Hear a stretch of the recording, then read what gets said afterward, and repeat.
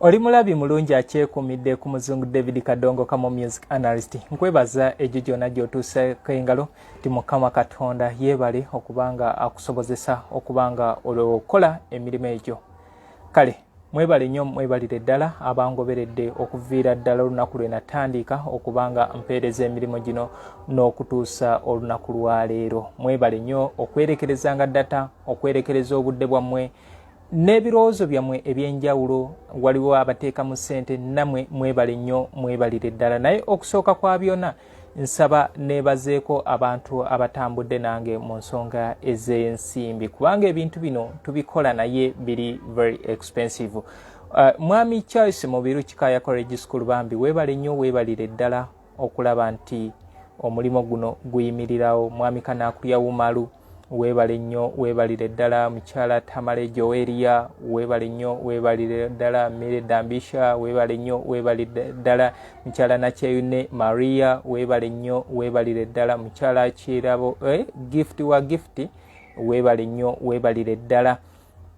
Na buli muntu yenna eyeerekereza ekikumi kye okulaba nti tusobola okutugusa omulimu guno mbeebaza kubanga si mwangu. Kadongokamu okwawukanako n'ebintu ebirala nti kyekintu nga oteeka kutuuka ku ground okubanga okifuna. Maybe abamu basobodde okufuna omukisa nti bajja muzungu byakoze ne bajja mu copies ne bagenda ne bakola, naye ate ffe abamu tulina okuteekamu obudde okugenda okunoonya ekyo ekintu kye tubaleetera. N'oteekamu obudde. Naye nze neebaza Katonda nti kati obudde buno research yenze.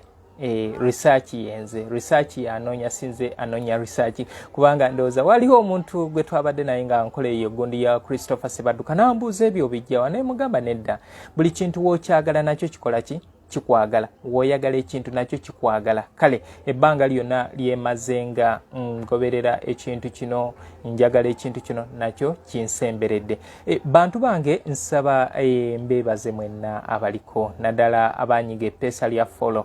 Olunaku lwa juzi twaweza abagoberezi 8,000. Twaweza abagoberezi 8,000. Facebook page tekuzika. Naddala nga oli nga muzungu David, omuntu atandika obutandisi, toyina linnya, totandikidde mu buwemu, totandikidde mu politics. Ebintu weebityo kizibu nnyo okuweza, naye nzikiriza nti ndowooza kyenkola kiri waffe. Y'ensonga lwaki n'omukulembeze His Excellency Bobi Wine juzi yavaayo n'agamba weebale kusomesa gwanga, ekitegeeza nti naye akoonamu ogw'omulimo gwenkola eri ekisaawe kino eky'okuyimba. Kadongokamu ye music eyasooka. Kadongokamu ye music waffe kasangwa, ye country music. Naye tunaakola tutya ne twagala zino ez'abalala? Tumala budde, tulina okudda ku kyaffe tukyagale. Kale y'ensonga lwaki nze mu bika bya music oba ebintu ebirala byonna bye bayinza okusomesa ku mitimbagano nasalawo obudde bwange ne mbuwa ekisaawe kya Kadongokamu. Olunaku olwaleero nzize nga mbanyumizaako ebifudde mu wiiki ewedde. Kyamazima nagonda nnyo we nava ebubondo nagonda nnyo, tulo twali tungi. Muto wange Mzee Sekito Frank, Mzee Kabyanza aweereza Kadongokamu ku Baba TV. Twatambula naye twesanga ebuddu ewaabasudde, naye bingi nti tubadde ttiimu nga tukola emirimu gino era twatandikirawo twasula ffenna. Nze Kabyanzo kyali simugenyi Smart, era neebaza nnyo mwami Nsereko Musa, omwami oyo eyakola video ne Immaculate nabiri ennyimba za Kasozi. Ye yatuwa emmotoka munnange tusulamu, era emmotoka y'omukulu oyo yatutambuza nze gye natambuliramu ogenda, yajja nampiikinga wano ne tugenda, era n'okudda n'atukomyawo okutuusa eyatutuusa ku Basookakwavula stage, ye ne yeeyongerayo, ffe ne tukomawo wano ewaka. Embeera y'ebubondo ngenda ginyumyako nti nze mu Agafudde mu wiiki. Kale kyekyo kyenjagala tubeere nga twogerako. Nsaba banamukutu alina bizinesi yonna okulaba nti ebintu bino bisobola okuyimirira. Omuntu yenna alina bizinesi, osobola okujja n'ontuukira nembanga nange nsobola okulangirako. Ezo ku ssente zompa ze nsobola okubanga nzijjako ekitono okubanga nsobola nange okubaddizaawo nemba nga nsobola obbawa ebintu bino. Kubanga okwawukanako mbadde mbaterayo ennyimba naye njagala ntandike kati emboozi zennyini nga tutuukirira abantu bano. Era olunaku olw'enkya ndina enteekateeka ey'okugendako ewa Muzeeyi Vincent Muwonge ekirimya mu Buddu. Njogereko naye, nyumyeko naye, ate emboozi eyo njibaleetere. Olunaku olwaleero nsaba bategeeza nti abantu abali mu bitundu by'ebusiika musobola ogendako ewa Mwami Kibijjigiri. Waliwo n'emmere. Abantu abali mu bitundu by'ebusiika musobola ogendako ewa Kibijjigiri, omuyimbi wa Kadongokamu. Alinawo omukolo gwa graduation. Omu ku baana be leero atiikiddwa. Kale bana Kadongokamu bonna gye bali naye sisobodde. DJ Kikofiira yantegeezezzaako ng'aneetaaga nti mbeereyo naye sisobodde. Salongo George William Kyagulanyi Lule naye yantegeezezza naye ku ssaawa esemba mmaze nesobola kubanga ntambula kugendayo. Kale abali mu bitundu ebyo mbasaba nti musobola ogenda era abayimbi baffe endongo weeri. Kubanga kati kye twakola mu Kadongokamu nti awali amasanyu oba amaziga nga muntu waffe wa Kadongokamu tulina okugenda ne tutwalawo endongo yaffe n'ebeerawo neekuba. Kati kye kiri ewa Kibijjigiri ebusiika. Bagambye alina bizinesi yonna osobola okuntuukirira either mu inbox oba enamba eri ku page kuno osobola ogyeyambisa. Enamba eri ku page kuno n'ogyeyambisa n'ontuukirira ne tuba nga twogera. Nebaza nti jo nakubye omulanga gwa Prince Joe Paul Kafero, so far I've got 3 people abali interested okubeera nga batweyungako. Ntegeddeko nti no papa Misa Kisemakula naye akkiriza okubanga awomamu omutwe mu nteekateeka ey'okuzimba Prince Joe Paul Kafero. Kituufu ennyumba etugiraba nga etugiraba naye woba ogituuseemu si ennyumba Prince mwasanye okubanga asula. Kale enteekateeka weeziri ez'okugaziya ekifo ekyo kifuuke ekyobulambuzi okukirakaawo. Era next week ngenda kubeerako enkoko njeru Masaaba. Kati abamanyaawo Prince Joe Paul Kafero weyeebase kati oyitira ku Muyembe amaka g'olengeraawo wansi awo ge maka ga Boogere. Boogere oyo yamuyimba ti boogere jjangu nkutumeko nkuwe bayiro kati Boogere ageera amaka Prince Joe Paul Kafero yagamuzimbira. Kale enteekateeka weeringazi okulaba nti abantu bano nga olaba ewa Hamani Semakula basudde, olaba ekintu ekiri ewa Livingstone Kasozi, kati twagala abantu bano batambulire wamu nga buli wotuuka ewooli ekyamazima obanga atuuse ewooli. Kale yeyo enteekateeka eriwo. Kale agafudde mu wiiki olunaku olwokutaano olwa wiiki ewedde olwokutaano ng'olwokutaano olwaleero naye last week zaali ennaku z'omwezi 10 omwezi ogw'omukaaga 2022 twali Bubondo ku Kasiki akakulemberamu okujjukira Ssaalongo Hamani Semakula basudde nga bwawezeza emyaka 25 bukyangaafa. Ekyamazima ekintu ekyo Mwami Yasini Kilaga, Mwami Yasini eyazimba ekijjo kya basudde yateekamu ssente. Era omukolo ogwo gwakulemberwamu abaana b'abagenzi be baasinga okubanga baparticipatinga. Kibi nti saasobola batuusaako mukolo ogwo netiwaaka yalimbi bingi nti eno Hamani gyali eno gye baamuziika ewaka mu kikko. Ate eri lwaki omuntu ajja kwebuuza nti lwaki ate ekivvulu wakiweereza ekyokujjukira ye eri ku lusozi kati nga netiwaaka gyeri eno wansi teyali netiwaaka. Ndowooza ku lunaku olwo omuntu eyasobola okuweerezaako live n'alwako yali Frank Serunje Gibasudde oba alina iPhone. Kati ffe abaazina endalalala twasigala nga tuvuddemu. Naye ky'omukisa omulungi nti ate omukolo ogwo gwonna twagukwata ku lutambi. Nebaza mukulu wange muto wange Sekito Frank ne Sise Basudde, mwebale nnyo, mwebalire ddala, mwakola omulimu munene. Kale omukolo ogwo gwakulemberwamu abaana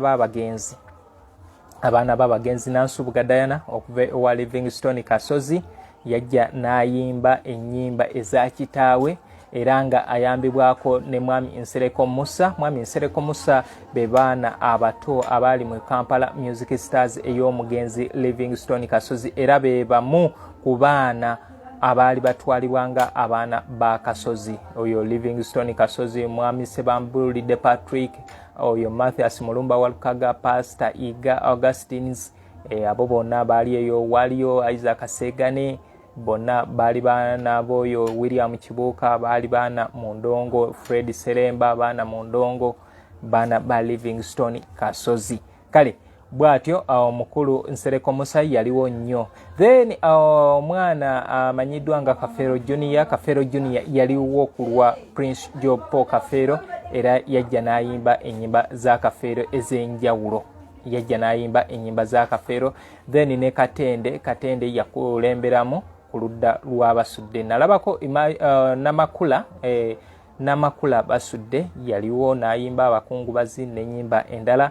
Then ne Sisse okuva mu famire y'Abasudde naye yaliwo n'ayimba oluyimba lwa Nkabirabulamu yaliwo yayimba.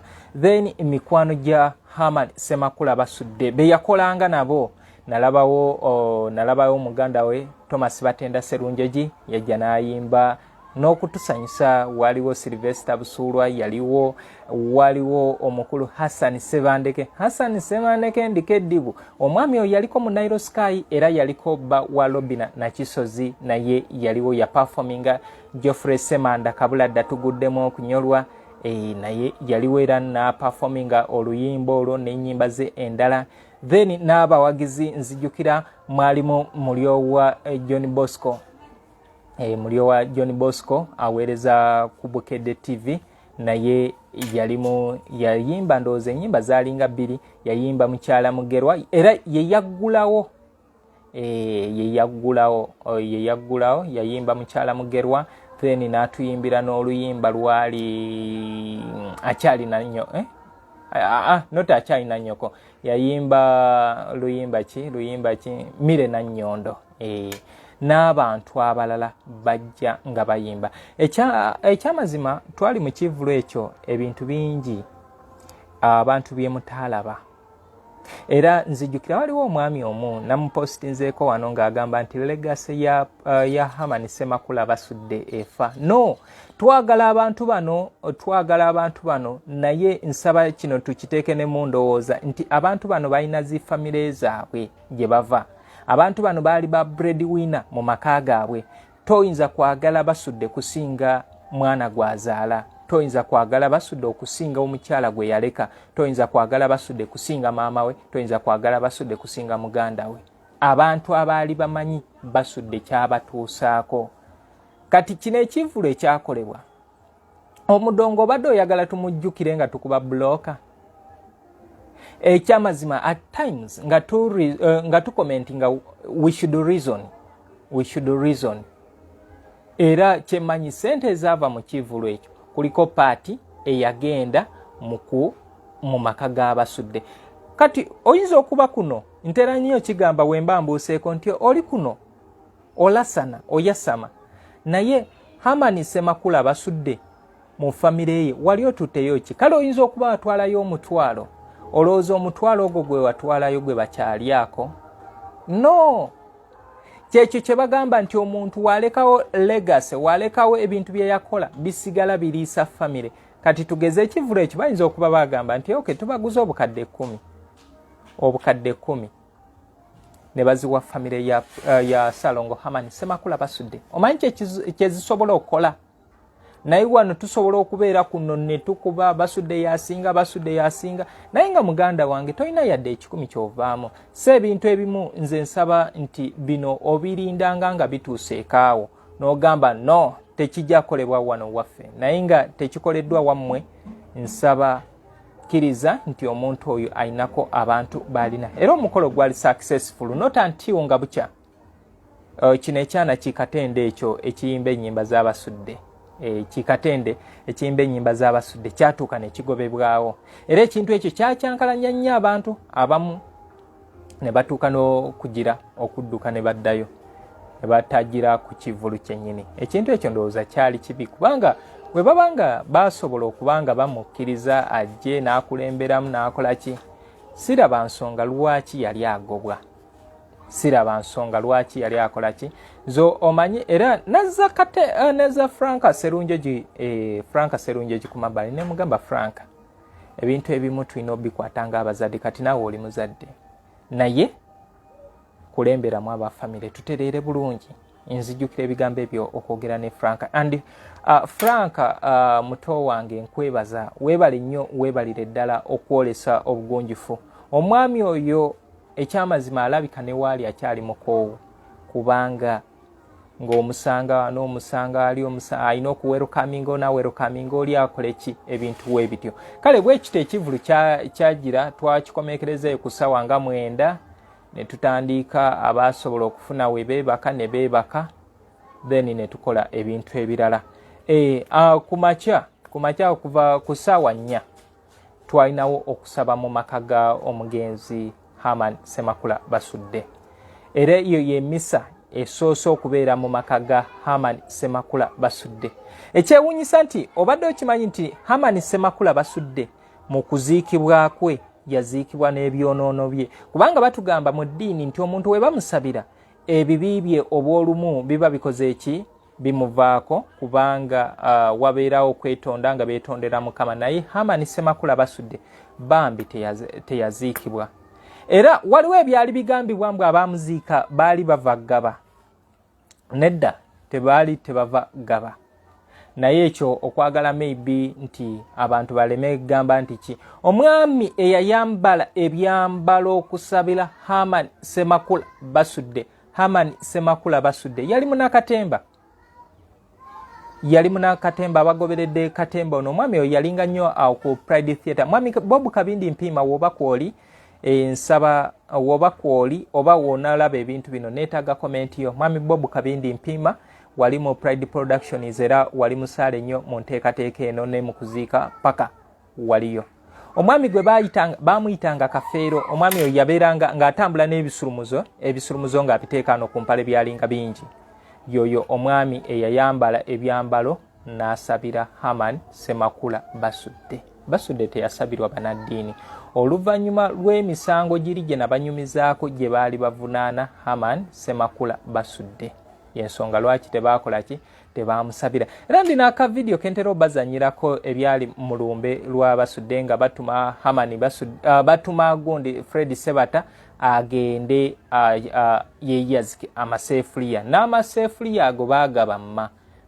era amasefuliya ojja kwebuuza agaakozesebwa mu lumbe gaavaawa ebitiyo n'enkumbi nabo abantu b'oku Bubondo baabimma abantu abakungubazi abaali bazze okuziika n'emmere yennyini na bino bye baziika omuntu kubanga ffe waffe weefaayo omuntu baleeta emmere enku n'ebirala amazzi Haman Ssemakula Basudde abantu b'oku kyalo Bubondo tebaabikola era ndowooza omujjukira ayimbako oluyimba olwo mulinda ziwere nti akaalo ka Bubondo kantama mbakufa yalabi mwandisubiddwa ekyamazima simanyi abantu b'oku Bubondo obudde buno we batuula we batudde ne balaba ekitiibwa omugenzi kyaleeta ku kyalo kubanga kyekyobulambuzi kati ekisigadde bukomansimbi it's Haman Ssemakula Basudde and I always tell people nti ekintu ekyamaguzi ekikyasinze okuva mu bitundu by'ebuddu ng'ogyeko enseenene eza buli mwaka ye Haman Ssemakula Basudde Haman Ssemakula Basudde okutuuka ewaabwe wano ebusaabwa kasaabwa we wa Beni Kiwanuka simanyi oba bakyamujjukira n'okumujjukira ekasaabwa ye wa Beni Kiwanuka ova kasaabwa n'okkirira okwambuka kuli Bubondo ng'oweta ogenda wali ewa Haman Basudde era okuvaawo ekasaabwa nusu 10 naye ekyamaguzi ekiri eyo ye Haman Ssemakula Basudde era ndowooza okutuusa ensi eno weerivaawo ekintu kye bagenda okubanga bafunangamu abantu beeyo ye mukulu oyo kubanga emisito gyali eri buli kimu kyali eri kale mbeera eno yasinikiraga okuva e Canada oyo yawoomamu omutwe ogw'okubanga azimba ekijja eky'omugenzi Prince ekya Haman Ssemakula Basudde era ye yakola ekinene nnyo twebaze Lord Mayor Erias Lukwago ne banamateeka abalala abavaayo okuwolereza Hamani Semakula Basookakwavula kati omuntu ali kunalaga amanyi nnyo Hamani Basookakwavula naye nga tamanyi Basookakwavula ebyabadde ayitamu tamanyi kibadde kitegeeza ekintu ekyo okutuuka okubaawo kale era twebaza nnyo omwana ono Masaka Nansikombi Masaka Nansikombi obadde okimanyi nti Masaka Nansikombi ye yakulembera mu kampeyini olwo yasiinikiraga atuuka okuvaayo agambe nti agenda tereza ekijja ky'omugenzi Hamani Semakula Basookakwavula Masaka Nansikombi kubanga bwe bagenda ne bakwata obuntu obwo ne babuteeka ku bukedde okulaga Basookakwavula waali nga bakuba omulanga awo ekintu wekyatandikira naye ffe we tubeera ku mitimbagano gino baganda bange oba olumu tuyitirira kale bwe kityo bwe kyali Hamani Semakula Basookakwavula n'afuna ekitambiro ky'emmisa era ebikonge eby'enjawulo byaliwo mu kusabira Hamani Semakula Basookakwavula mu makaage era omukolo ataaliyo wagusubwa naye nga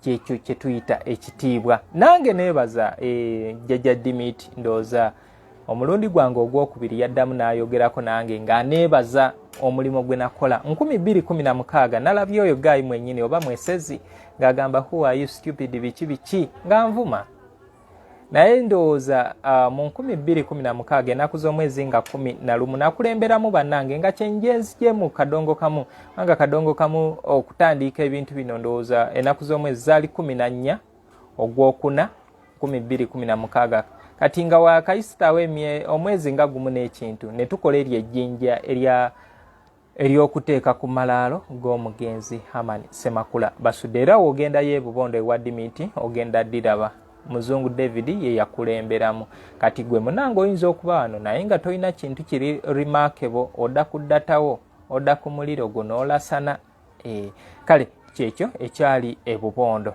then ekintu ekirala kyeyinza okuba nga mbajjukizaako njogedde Kasiki nenjogera ku gundi awo mu maakati awo wennyini akasiki nga okusaba nga kugenda maaso Muzungu David Charles Mugenyi Smart ne muto wange mukodomi wange mukwano gwange Mzee Kabyanza okuva ku Baba TV Baba Radio atero ku Baba TV aweereza programu ye ey'Akadongokamu 8 paka 9 abasinga ndowooza mugiraba era to me eyinza okuba ye programu y'Akadongokamu esinga okuba ennungi twali naye then Victor Steve Kasirio wa Mon TV naye twali naye ne tuvaawo ne tugendako ebukomansi mbeera still ebutenga ku kyalo Butenga mu Gombolola Butenga we baaziika omugenzi Christopher Ntege Sebadduka jjajja w'abayimbi twatuukawo ekyamazima wotuuka wali embeera si nnungi era bannaffe nsaba tubeere mu bibuga bino naye tuddeyo tuzimbe eka ekijja kisigala kijja Fred Seremba ewe n'akutuukirako wonna ennyumba eyali eyamuzeeyi eyo eriwo nsaba ennyumba eyo etereezebwe bulungi kubanga emala emikolo mingi waliwo muganda wa Sebadduka gwe twalabaawo era naye ng'era woolaba Sebadduka naye ali awo mugonvu nnyo era oba oyinza okuwulira nti amawulire gonna nti muganda wa Christopher Ntege Sebadduka afudde so twaliwo netulaba ku kijja kye DJ Kikofiira weebale nnyo weebalire ddala okubanga weerekereza okubanga okola amalaala aga naye ate ekyo tekimala DJ tekimala ekyo nga kyetwagala ekirala oyongereko ekijja ekyo kiggwe kibeere nga olaba ekyabasudde oba olaba ekya Livingstone Kasozi ekijja ekyo kiggwe kizimbibweko wabeera nga yejjajja w'abayimbi abayimbi bameka abaliwo banaye tuli bangi otubenefitinga ku music oyinza okugamba muzungu otunda ennyimba naye nga gwe tongulangako yadde luluyimba naye ng'okimanyi ntunda ennyimba era nzifunamu neneebuuza nti ate gwe atangulangako otegeera otya kale owuliriza music either n'obuulirirwa oba n'akyusa ku bulamu bwo akuwa essanyu akubuulirira n'ebintu ebirala nandirowoozezza naawe ekikumi kyo kyetaagisibwa tumalirize jjajja w'abayimbi Christopher Ntege Sebadduka omwami oyo baaguluba ne music nga woolaba kati ebiri ku Bobi Wine talina wasobola performinga, talina wakola ki ekiyiganya bayimbi. Oyo jjajja w'abayimbi Christopher Ntegese Badduka yabonaabona n'ekisaawe kino. Yatandika 1957 okuyimba, emyaka ebiri nga eri wamala amusooseewo, naye nga emabega mu myaka gyana omukulu Israeli Magembe mutabanyi wa Samuel Wamala. Samuel Wamala yaliko katikiro wa Buganda ku mulembe gwa Chwa, era n'abeerako katikiro wa Buganda ku mulembe gwa Muteesa. Ku mulembe gwa Muteesa yaliko omwami oyo yasooka okwatiikirira okubanga akwata ku music yona, era yandiba y'omu ku basooka okukola records oba okurekodinga ano ennyimba. Israeli Magembe bano ba Eli Wamala ba writers abasinga boye baba banyumya batandikira ku Eli Wamala because nti okunoonyereza kwabwe oba okumanya kwabwe kuva ku Eli Wamala, naye nga mabega Israeli Magembe gyali abasookawo okuyimba professional music.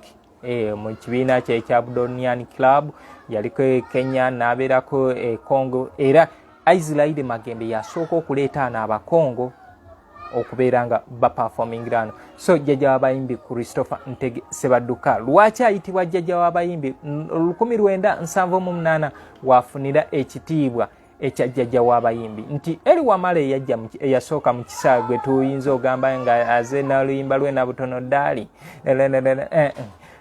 yava mu kisaawe n'agenda Kenya gye yava n'agenda Wales gye yakugukira amawulire, n'akomawo n'atandika okuweereza ku Radio Uganda ng'akyusiza ne style eya music nga azanya akuba music eyali owa band. Era awo n'afuna obukyayi bwali bungi nnyo nga yakyawa kye bayita Kadongokamu. Era woba onoonya omuntu eyakyawa Kadongokamu yali omugenzi Eli Wamala. Yali omugenzi Eli Wamala ku bantu abakyawa ekisaawe kyaffe kino ekya Kadongokamu. Ye muntu atakyenyumirizaamuko, naye nga entabwe yava, ndina akantu kenjagala okubalaga wano. Entabwe yava ku gundi ku ntalo zaabwe ne jjajja w'abayimbi Christopher Ntegese Badduka. Kanoonyeko wano akantu kano nkabalage. Simanyi Charles James Ssenkubuge siyaasa president eyabulako kata okulangirirwa oba kwoli oba toliiko. Akantu kano kengendako wano mu maaso ano kagenda kukwatako. Waliwo teepu eno gyenkutte. Teepu eno gyenkutte oba mugiraba, bagiyita kansuubire. Eno teepu yayimbibwa Eli Wamala Evergreen. Kuliko oluyimba ani eyali amanyi. Kwe kuli oluyimba Talanta, Yalaba Sirina, mu nkukutu, then kuliko kansuubire, oluyimba lwa kityo. Kati ku side kwe kwali oluyimba ani eyali amanyi olwa Eli Wamala. Oluyimba olwo yali ayimba Charles James Ssenkubuge siyaasa. Charles James Ssenkubuge siyaasa, era ffe abali kuno tubeere beegendereza nnyo ng'ali ku Radio Simba, abantu abaagala nnyo breaking news. Waawulira nti omukulu ono mulwadde, oli n'amubbirako nti omukulu afudde, era bw'atyo naye n'adduka ku mpewo n'akiyisa abange Eli Wamala afudde. Era ebigambo ebyo byagamba nti ani yali amanyi nti nze sensalire gwe baabika nako nti ndidde engulu. Lwe luyimba luno yali ayimba Charles James Ssenkubuge siyaasa. Ebyo byonna osobola bifuna ku muzungu David Kadongokamu music analyst. Sisuubira nti abalala basobola obbikuwa mu butuufu bwabyo. Charles James Ssenkubuge siyaasa woba kwoli osobola okujja n'ompakanya n'ogamba muzungu kyoyogedde si kituufu. Kale woba obadde tokimanyi, ani yali amanyi baali bayimba Charles James Ssenkubuge siyaasa. Era ekintu ekyo kyaleeterako omukulu okusooka n'avaako mu kisaawe kino eky'okuyimba. Then later on n'akomawo n'oluyimba luno olutambi luno kansuubire.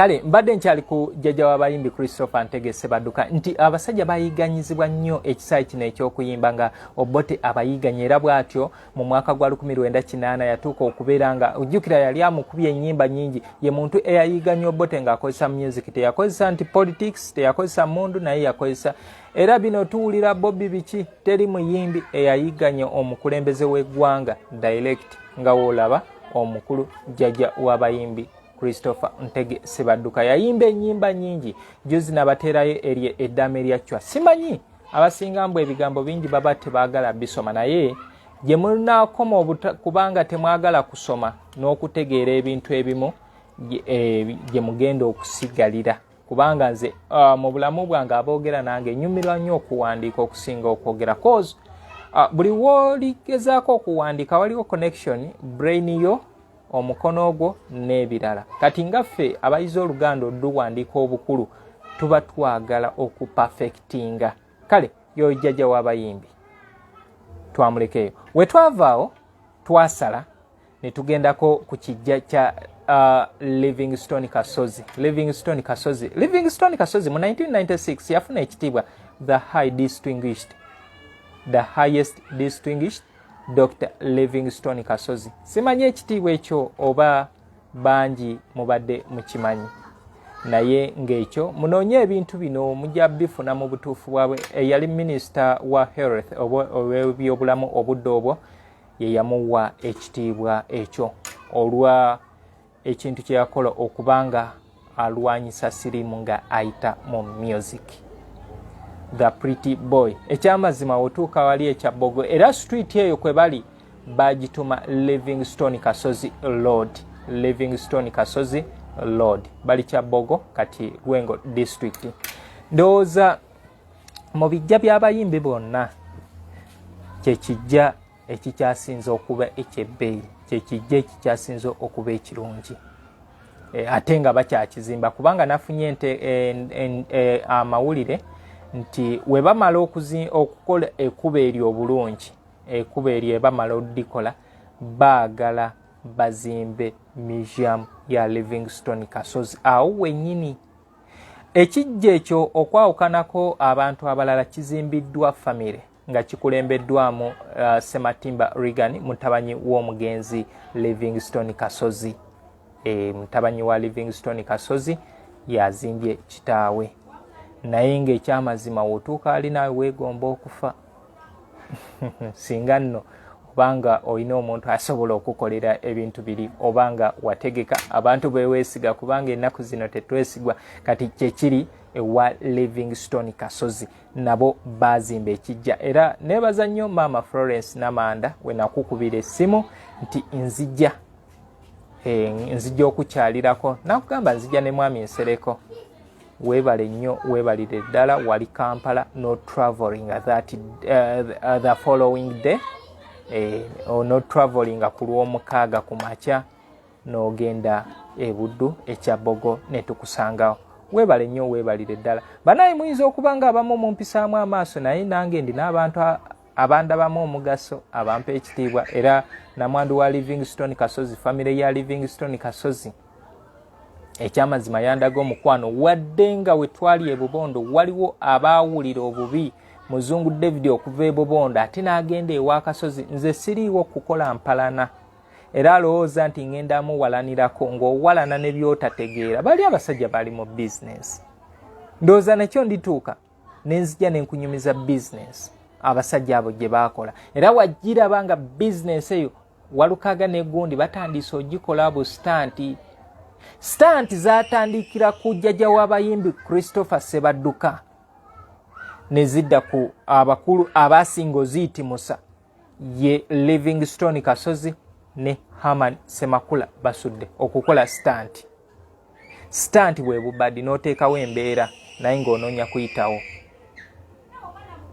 kino mukijje ku nze nsobola okyogera ne naabeera awalala stanti abasajja bano bakola stanti era ekyabayamba okutuuka gye baatuuka naffe kati bye tusigalako nga tukyali ku propaganda mufune abantu ng'asobola okuvaayo ku magulu ge n'akubuulira ekituufu stanti naye nabagamba abantu bangi abagamba ate omuyimbi ono yagambye bwati abayimbi balimba batono nnyo aboogera amazima buli omu ayogera kimu favoring nga oyagala otegeera musisinkane wano omutunuzeemu kamera omubuuze agenda kubuulira ebyo n'omulala agenda amubuuze ku kirala agenda mumatiza ate ku kiri kye bamubuuziza teboogera mazima mbadde mu industry nkyogerera nkiddamu nti abayimbi tebakola ki teboogera mazima ekyo sisobola kimenyawo kale bwe tutyo twavaayo ekyabbogo ne tutambula ne tuddayo e Bubondo naye olugendo luwanvu olugendo twali abantu bana boda zaali 2 naye okwetooloola okuva wano e Kasaabwa tudde wali e Bubondo tugende wa Christopher Ntegese badduka tuyite omwo bwe tutyo tugende tugwe ewa Livingstone Kasozi n'okudda e Bubondo emitwalo 7 nga zikutuse emitwalo 7 nga zikutuse baganda bange Sekito Frank Charles Mugenyi Smart ne Victor Steve musobola okunjulira kale mwe abayinza okulaba ebintu bino nga tubikola tuteekamu just awo nkulaze nze okutambula olugendo lwange okuva e Kampala okugenda e Buddu n'okomawo nakozesa esente zeyinza okujjukira ziri emitwalo 22 emitwalo 22 kiyinza okujjukirako naye buno buli 10,000 siyinza kubala naye sente ezibalika kale bwe tutyo twatambula ne tukomawo e Kampala eyo ne tuvaayo then ekivulu kyennyini ekivulu mbadde sikyogeddeko ekivulu kyaliwo ennaku z'omwezi nga 11 omwezi gw'omukaaga lwe lw'omukaaga oluwedde twali awo si Kisaawe abagamba Bubondo mu Kisaawe nedda kiri kyali kibangirizi ne bakisaawa bulungi ne bategeka omwo era mwagala events Jaki Kizito omulongo ye yategeka mwagala events be bategeka ekintu ekyo ekintu ekyo be bakitegeka era nebaza Suna Beni be basookawo Suna Beni ndooza yayimba ku ssaawa nga 11 Suna Beni bamamuli Katumba Muzeeyi Matiya Luyima baaliwo bakibijjigiri baaliwo ndooza abantu besaala baba wa Muzeeyi Sebata teyaliyo DJ Kikofira teyaliyo Wire Mulwana Mukabya teyaliyo Sebbaale be bamu ze naleka Sebbaale nga yali ku stage olwawo twali tuyingidde ssaawa 7 ogw'ekiro Sebbaale nga yali ku stage naye so far we got a performance okuva mu baana ba Kabulada professional singers baperforminga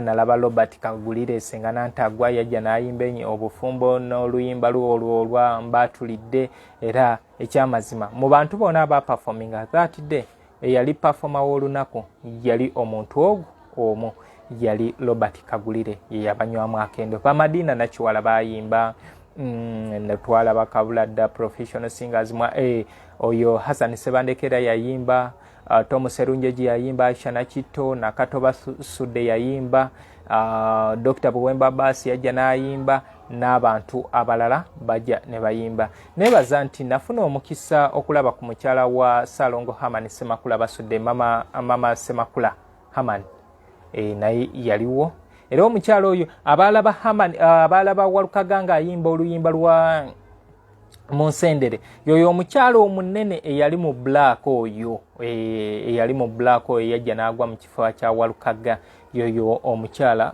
wa omu ku bakyala ba Hamani Semakula Basudde naye yaliyo mu kivulo ekyo yasulawo ebintu bingi kale naye ekivulo ekyamazima ekyenkoko njeru kyasinga kino wekuba ab'enkoko njeru baateekamu obudde era abantu abasinga bonna be baalanga balabika naye ku kivulu kino abayimbi be baalanga batono nnyo abaaliyo naye nga sofa kye nayiga mu kivulu ekyo nti abantu ab'Akadongokamu bo kye baagala kulaba lukoba lwabwe olukoba nti lukubye kye baagala kubanga bingi nnyo bye bataabuza kati nga woowulira abavubuka nti gundi nga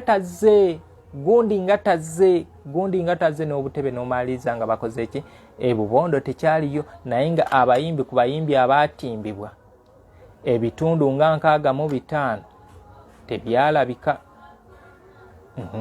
ebitundu nga 65 tebyalabika naye abantu kasita baafuna bo kye baali baagala baawulira emirembe era ne bavaawo nga basanyufu ne baddeeka bangi bantuukiridde nga bagamba ebivulo ebyo mubireeta kodi e Kampala. Nedda Muzungu David banaye kino tukyawule. Muzungu David eno page ng'egendako bya Kadongokamu kubanga bangi oteeka ne wano gondi oba video ya Kaga linajja meya oli otya biki. Nedda nsaba tutegeere bulungi eno platform nga olaba radio station tebakubako nnyimba za muntu omu, bakubako ennyimba ez'omuntu abayimbi ab'enjawulo. Kati kyekyo ati omuntu okujja n'agamba nti ffe twonoona ebintu bino nze mbyonoonerawa, naye kyekyo kye mbagambye we should think. Ekikulu Muzungu nze sinyooma ate saagala kunyoomebwa, sirwana ntalo ate saagala onwanyise. Era kati kye nayiga nkwata wano pesa lya block ne nkujjako n'ogoberera page endala ezinaakuwa byokola ki byoyagala. Tuleme kubeera nga tufuna entalo ku bino social media. Genda okole bw'olaba nga Muzungu kyakola tokyagala, genda ofunemu kyokola. Yuwa omukyera awo mu ttaka olonde empeke emu ku emu w'onaamalira nga Muzungu David avuddeko, oba nga ofunye ebyokola ebirala waliwo n'abakuyise. Kale kyekyo eyo twavaayo ne tukomawo e Kampala era Mzee Kabyanzo n'agenda n'aweereza programu ye, naye ng'otulo twali tuyitirivu nnyo nnyo kubanga ndowooza nze nasemba okwebaka ng'omuntu okwebaka otulo tutegerekeka lwali lwakusatu kubanga ku lwokuna twali awo ku Akamwesi waliwo show ngezaako okupromotinga abaana abo aba music triangle Diana Junior Kafeero ne Gondi ne Katende tulabe nti bagezaako okomyawo ekigundi ekitibwa ky'abamuzeeyi. Ate ne mu kino nsaba baganda bange obanga osanze abasajja bano abakuba ebigaali ng'obasanze gy'obasanze nga bakuba endongo eyo, nsaba bambi obeebazeeko. Abantu abo be bakoze ekinene nnyo okukuuma Kadongokamu ono nga kyaliwo. Abantu abo abayimba ennyimba z'Abakafeero, abayimba ennyimba z'Abakasozi, abayimba ennyimba z'Ababasudde, sebatono ajjaka kitono, naye be bantu abakuumye. W'osanga nga olinamu ekikumi mufuuwe be bakuumye Kadongokamu. Gwe lwaki buli w'obasanga baba bajjuza lwaki bakyakuba luli olukoba lwennyini bakadde baffe lwe baatukubiranga, bakyakuba olukoba luli lwennyini bakadde baffe lwe baatukubiranga. Kale mu kyo nkusaba naawe muganda wange gy'oli ti w'oba olabye abantu bano weerekereze ng'oteekengamu ekintu ekitono. Kale mwami Kayovu Sam Kalule owakagwirawo bandi mwebale nnyo mwebalire ddala okubanga mukola omulimu guno munyweze endongo kubanga ne mu mawanga g'Abakyerupe abangaliddeko mu mawanga g'Abakyerupe abantu abo gye bali street musicians gye bali. Kale byebyo. Then ekintu ekirala kyenjagala ekyokuweza ba followers 8,000 nakibalaze era nkyebaziza nti mwebale nnyo mwebalire ddala naate era nange njagala mpezeeko n'abangulako ku music. Tojja buzi nti Muzungu David mpaayo ku nnyimba nedda kubanga nange business nga woolaba nawe atunda emmere sisuubya nti nyinza okuva eri nti munange mpaayo ku mmere nedda nkimanyi respecting a business yange nange respecting a business yo. Wotangula ekolooza nze nasobola ntya okubanga mbatuusaako ebintu bino. Mbagambye abalina business zammwe nga mwetaaga okulanga musobola okuntuukirira ne mujja ne tutandika okubanga tukola emirimu gino. Mbagambye abali mu bitundu by'ebusiika nti muyiteko ewa Kibijjigiri eriyo emmere. Ewa Kibijjigiri eriyo emmere. Then ensonga endala gyo nakubye omulanga wano. Nakubye wano omulanga ogw'okuzimba Prince Jopo Kafeero. Alina omutwalo. Alina omutwalo, alina 2, alina 5, alina 10, alina akakadde, alina emmeka. Nsaba tukolaganire wamu. Tubeere nga Prince Jopo Kafeero tumuzimba. Twatandika bwe tutyo ne Suna Ben mu 2016 nti tuzimbe ekijja kya senior woman Irene Nakite. Ekyamazima ettabi lyali lyakigwira ne kigwamu. Family ne bagezaako naye nga woobimanyi. We nafuna amawulire ago kwe kugira n'entandika ekintu ekyo ne Suna Ben. Era neebaza bangi baayogera omusoga aze agagawalire mu Kadongokamu ewaabwe teriyo bafu biki ebigambo byali bingi ebyayogerwa. Naate munnange twamaaliriza omulimu ogwo nanoonya aboogera naye lwakuba omweyogereze yeetasirika omukalukalu tajja busera kubanga ku kijjo okwo twateekako kizimbiddwa ab'emboozi ya Kadongokamu era babadde balina teekako emboozi ya Kadongokamu kati tuteekeko wakola ki we tubayita temukola ki temulabika naye ate ng'ebintu bino mubyagala Prince Job Kafeero tukkirize tugaane mu bayimbi abazimbye Uganda eno Prince Job Kafeero ali namba ekyo nteeseteese enteekateeka yange nzije mbamale empawa waliwo abawakana Hamani Semakula Basudde Fred Sebata Paulo Kafeero Livingstone Kasozi nze nabagamba buli omu alina kye yali asingako munne buli omu yalina kye yali asingako munne oba banne naye mu mwaka gwa 1997 bali ababiri we baafira Livingstone Kasozi ne Hamani Semakula Basudde awo gatako ne Kafeero anti bali baali basatu Music Triangle Lord Fred Sebata bona yali abasinga omuziki mu 1997 naye ate Hamani Basudde yajja n'amuyitako olw'ebizibu bye mugenda otegeera ebyenjawulo Prince Job Kafeero yajja n'akola ki n'amuyitako omuntu ndooza atamuyitako ye Livingstone Kasozi naye ate nga naye ayina ebyenjawulo bye yali akola bye yali abasinga bye mugenda okutegeera mu depth analysis gye ngenda okola by the way bannange mwenna aboogera ku music ono osooka n'ojjamu obuwagizi w'olijjamu okweyagaliza bingi nnyo bigenda kwanguyira okusomesa ensi njagala gwe wenna ali eyo onoonyereza ebikola music omulungi music oba ebikola omuyimbi kati byebyo bye tugatta era ba adjudicators abalamuzi bonna abalamule empaka za music bye bintu bye bagenda ne batunuulira naye mwe mutunuulira ekintu kimu mpagira Sebata tonyumiza kirala mpagira Kafeero tonyumiza kirala mpagira Basudde tonyumiza kirala so that's why temundaba mu mpaka ezo cause abantu abamu tebali waffe kubeera ng'oyogera naye ku kintu kikwata ku music naye ngenda kutwala obudde ndi mu nteekateeka ntuule mbakolere buli omu saawa zezo saawa zigenda beera nga 5 ntuule njogere ku Kafeero ebyamufuula abamanyirwa kuba YouTube channel tetugiwadde budde naye okusomesa okusinga kugenda kubeera eyo ntuule mbasunsulire Prince Job Kafeero yani mu music amaanyi ge obunafu bwe bye yali ow'amaanyi mu byo ne bye yali omunafu mu byo nga Paulo Kafeero mbakwatire Hamani Semakula Basudde mbamusunsulire nkwate Kasozi musunsule kwate Sebata musunsule nzije nkugambe nti ono yali asinga bano kino yali munafu mu kino mbalekeraawo mwe musalewo kubanga kyemmanya abasinga bali wano naye baagala basanyusa nti muzungu ayogera atusanyuse siri wano kusanyusa naye ndi wano to educate omanyi wonooba gundi omuntu osobola okwogera ebintu bino n'osomesa omuntu first you should analyze after analyzing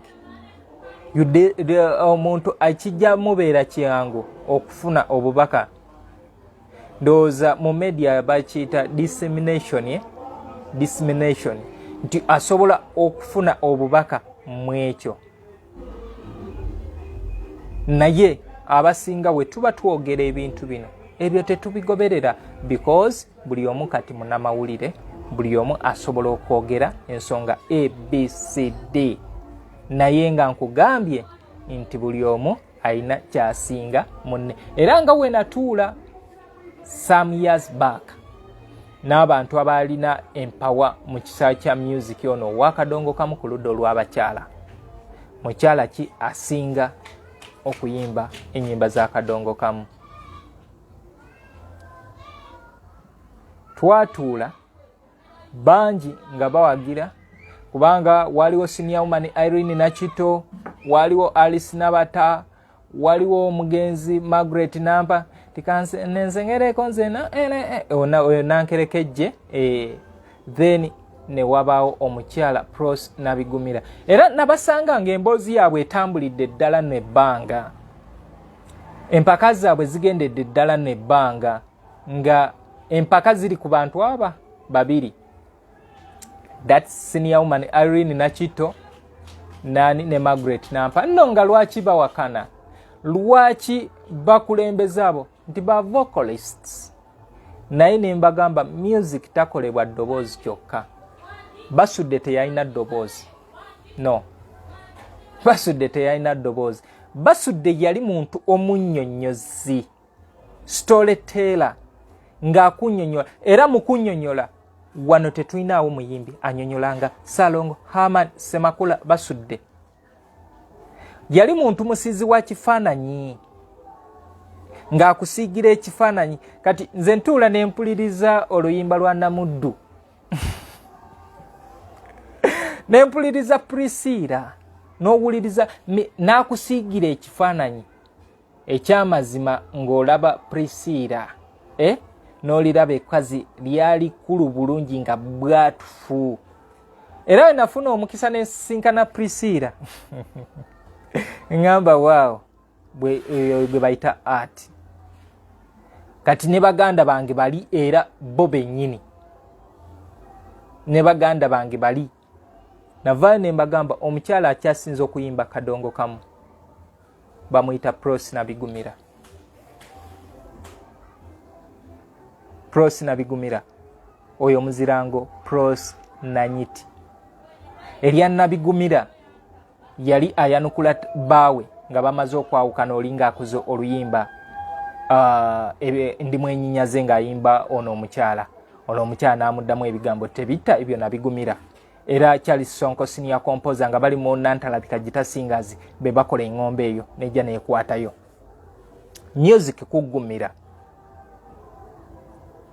Music kuggumira. Ojja kujja n'eddoboozi lyeseeke nga ddungi naye nga music otaggumira. Nembawa example endala. Era baamaaliriza nga basigadde ne gundi n'empaka zaabwe era nga bwe zaasigala. Embagamba waliwo omukyala bamuyita Alice Nabata, mwanyina omulungi. Timutunuulire music we, ye muntu gwe musobola okukompeyalinga ku Alice Nabata, gwe okukompeyalinga ku Pros. Mutunuulire ennyimba, ayina ennyimba nga lutambudde luva ku generation okudda ku generation nga terubuzi. Abawala mumpemudde, ensi yeetuzunza, gubasinga, nali mwereere. Ennyimba, ayina ennyimba eziwera 10 nga zonna tezisuulangako makulu. Ne mbagamba kati tutandike ne kubali ne batandika okunyumiza amaloboozi. So music okwanalizinga olina okutwala obudde. You need to consult. Olina okujjamu kye tuyita obuwagizi n'ofuuka adjudicator, omulamuzi. Yensonga lwaki nti omulamuzi omulungi asobola n'okukwata maama wo bataatawe n'amukaliga ng'asinziridde ku ABCD. Naye w'otabeera ekyo tujja sigala awo. Naye nze njagala nnyo tuyige music ono tukkirize nti oke kati wali oli gundi yali amusingako, oli yali asingako oli, n'oli yali asingako oli. Buli omu alina kye yali asinga munne. Kale bantu bange, mbeebaza okubanga mubaddeko obudde buno ne mugoberera. Lwaki nzize kubategeeza ebibadde mu dimansi ewedde. Nze Muzungu David ayagala ennyimba zino eza Kadongokamu, nsangibwa Kasubi ku Basookakwavula stage wenkolera emirimu gyange.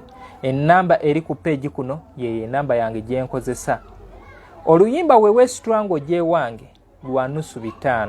ntandikira ku nnyimba za 1500. Agamba nti ennyimba za bbeeyi nkusaba munnange osobola bagamba ku YouTube kweziri ate n'abajja okuŋŋamba ennyimba nga teziriyo ku YouTube. Sivunaanyizibwa ku YouTube channel ya muntu. Byosanze ku page yange byebyo byosanzeeko. Ayagala ennyimba wojja nduteerako nusu 5 ntandikira ku nnyimba za 1500. Lwagala ku WhatsApp nduteerako nusu 10 ntandikira ku nnyimba za 1500. Ekikubeerera ekyangu kyokola ki? Naye siri monopole. Kati toyogera bingi aseera akola ki? Ng'ogenda ocheekingako abala. Kubanga omuntu ajja n'atuuka n'agamba oluyimba olwo ndunoonyereza okumala emyaka 10 emyaka 10 n'alusanga n'atandika okwekaabya. Kati obadde olunoonya ng'ogenda ddufuna otya? Era okwekaabya kwaffe kuno kwe kubuziza ebintu ebisinga obungi mu kisaawe kino ekya Kadongokamu. Naye nga music gyali waliwo kati oli yajja n'aŋŋamba amaziika abasajja kati mubakolamu ssente n'okuziika kwennyini kati gwe agaagala ku bwereere lwaki oganoonya? Genda yeewa abasudde bagakuwe, genda ewa Kafeero bagakuwe, genda ewa Kasozi ewa Nakitto bagakuwe. So ndowooza you people kyandibadde kirungi ebintu ebimu bino tuweebwengako respect wootusanga nga tubirina, kubanga abamu ku ffe twasanga nga byakolebwa naye okutuuka obinoonya ate n'obikuuma ate n'otuuka n'okubyagazisa n'abakusinga abaaliwo. Ekyo nakyo tulina okyebaliza Katonda. Si buli omu nti asobola okukola ki? Asobola okukola bino bye tukola. Kale baganda bange, YouTube channel eri Muzungu David Kadongokamu Music Analyst, osobola ogendayo n'olaba ebiriyo. Nti lwaki mbasaba nange njagala views oba oli awo YouTube mudda eri nsasula, kubanga ano olaba twererejja n'omala wiiki namba ng'otunzeeyo 1500. Oli n'akugamba ennyimba ozifunamu ssente ne neebuuza gwe mu wiiki namba ofuna 1500 ofuna mutwalo. Maybe YouTube channel bulikya neŋŋamba nti David okuziza channel yo kati tugenda kusasula ssente bweziti. Yensonga lwaki okusomesa mugenda kufuna ku YouTube. Wana abasinga abali wano baagala bya busa malusu. Olaba otuuka n'oteekawo post n'ogamba omuzira kisa yenna ankwatizeeko ku data. Oli najja n'akubawo comment. Naye nga w'obeera ku live ng'oweereza ebyo by'oweereza tavaako teyeenyeenya.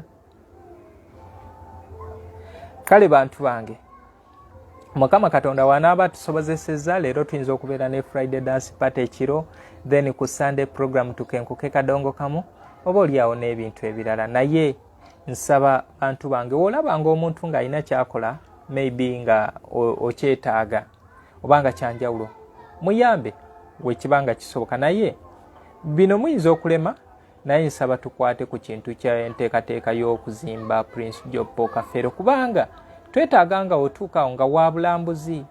Prince waali mwe mulaba kayumba ako naye nga si weewo waalina okuba. Akakayumba akazimbibwa bannakisenge be baazimba akayumba ako. Naye kati ndowooza mu nteekateeka yaabwe ekyo kye baali basobola. Kati naffe tukoleyo ekisingako. Kati tetulabaawo wa Hamani Ssemakula basudde e Bubondo mu 2011 kiwa Mutomero basudde yali agendamu omukoka we mulaba kati ng'ekyobulambuzi ng'omukoka gumukulukutiramu waliwo kisiraabu. Kiwa Mutomero Kisenkota ye yasooka n'akola amalaala ago ng'akoze tulamage n'agenda n'amuzimbako. Kikofiira n'addayo n'akola ki? N'amenya ebyo n'ateekako bye yateeka okutuusa kye yasindikiraga wazze n'akola kino. Kati naffe ewa Prince Job Kafeero basooka kuzimba amalaalo, bano ne bagenda ne bazimba kayumba. Catherine Barrett Gaines n'ajja n'amuteekako tiles nga we mulaba. Kati naffe tubalibwe. Era mu bantu abagenda buli ana contributing ow'ekikumi ow'omutwalo, list eyo yonna egenda kubeera omwo ng'omuntu ajja kujja alabe nti ekijja kino kyazimbibwa abantu bano. Ti ono Muzungu David, ono Nakyeyune Maria, ono Zena Mbaye, ono Gift wa Bobby, ono ye DJ Kikofiira, ono yakola bwati. Ekijja kino kyatwala ssente bweziti accountability. abantu betwali nabo nga tuzimba ekijja kya senior woman Irene Nakito musobola okunjulira buli sente yabanjulirwa nti ono yawaayo sente bweziti jakikizite yawaayo emitwalo 5 kubanga obudde obwo yali akola ennyimba za senior woman Irene Nakito Sebale n'awaayo emitwalo gyali 10 DJ Chikofira gyali 15 Dr. Buwemba Bass n'awaayo emitwalo gaali 2 nga gasasulidde Nakito ye 10 bwe tutyo era ne twanjula ne yateekayo 15 nazo twabanjulira nti bano be bantu ababawadde ssente. Nze Muzungu David mubeere bulungi mweraba.